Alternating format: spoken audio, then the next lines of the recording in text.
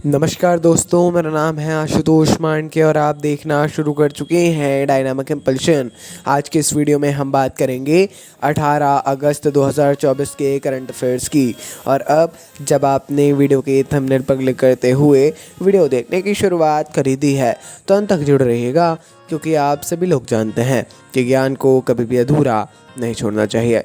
इसी बात के साथ हम शुरू कर रहे हैं आज के इस वीडियो को। आज की पहली जानकारी के साथ 18 तारीख हो गई है अगस्त की। लक्ष्य रेडी रखिए, कार्य करते रहिए। पहली जानकारी, भारत ने पेट्रोलियम कच्चे तेल पर अप्रत्याशित कर जो है ना टैक्स, इसको 4,600 रुपये प्रति टन से घटाकर 2,100 रुपये प्रति मीट्रिक टन कर दिया है। बहुत बड़ी बात है। 4,600 रुपये प्रति टन से घटाकर 2,100 रुपये प्रति मीट्रिक टन कर दिया है।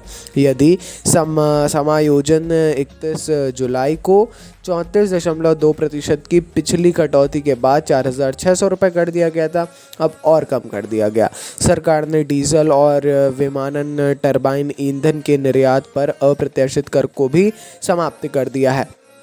ये एक बहुत आप लोग समझ सकते हैं कि कितनी बड़ी बात है। यहाँ पर एक तो आधे से भी कम किया, प्लस यहाँ पर दूसरी जगहों पे ख़त्म भी कर दिया, तो समझिए कितना इम्पोर्टेंट है ये।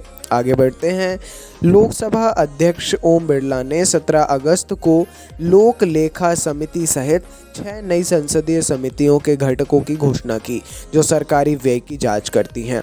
देखिए, आप ये जानते होंगे कि जो भी संसद है इसमें विभिन्न प्रकार की समितियां संचालित होती हैं, जिसमें मनोनीत सदस्य या अन्य प्रकार से सदस्यों को लाया जाता है, उसके सदस्य बनते हैं, कोई अध्यक्ष होता है ना।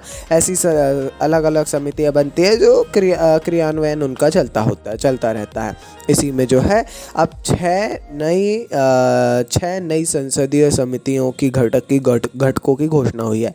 मध्य प्रदेश के सतना से भाजपा सांसद गणेश सिंह को अन्य पिछड़ा वर्ग कल्याण समिति का अध्यक्ष नियुक्त किया गया। सभी के नाम और अध्यक्ष सुन लीजिएगा आप। आगे बढ़ते हैं।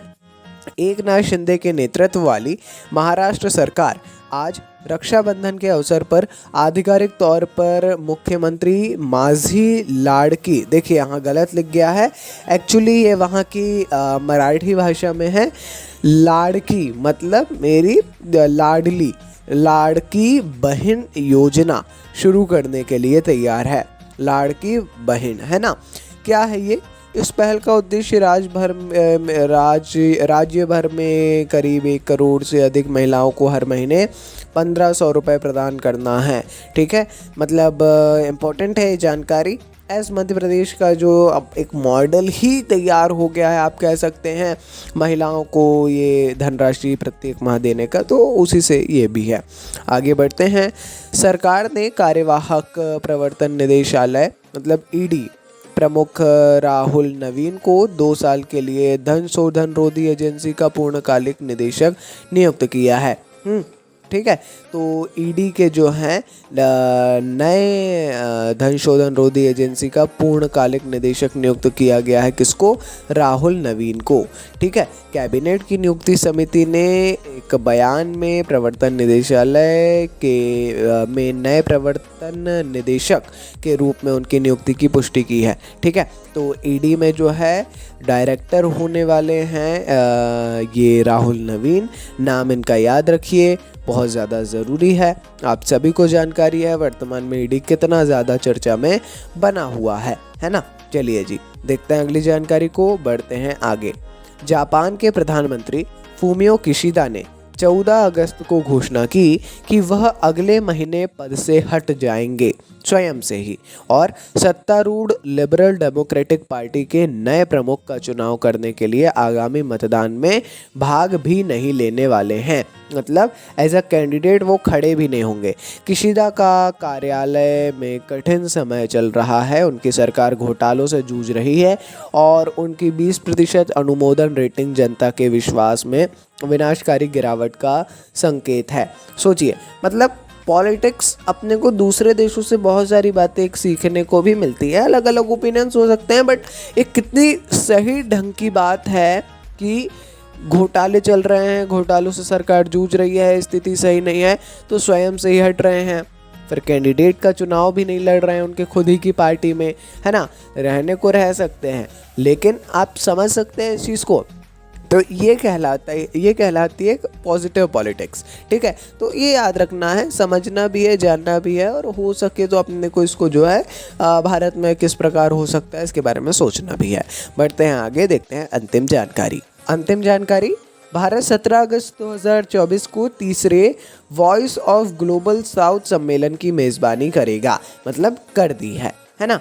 तीसरे voice of the global south शिखर सम्मेलन, साउथ समिट, इसकी मेज़बानी भारत ने हाल ही में की है। यह अनूठी पहल प्रधानमंत्री श्री नरेंद्र मोदी के सबका साथ, सबका विकास, सबका विश्वास और सबका प्रयास, इसके दृष्टिकोण के विस्तार के रूप में शुरू हुई, है ना। और वसुधैव कुटुंबकम का जो भारत का दर्शन है, इस पर यह आधारित है। आप लोग बहुत सिंपल शब्दों में समझिए, सबका साथ, सबका विकास, सबका विश्वास और सबका प्रयास, इसके साथ साथ वसुधैव कुटुंबकम, इस भारत के दर्शन पर आधारित वॉइस ऑफ ग्लोबल साउथ शिखर सम्मेलन की मेज़बानी भारत ने की है ना।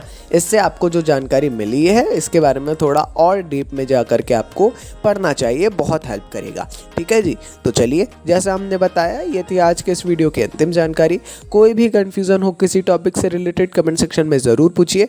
मिलते हैं अगले वीडियो में। नमस्कार, डायनामिक इम्पल्शन।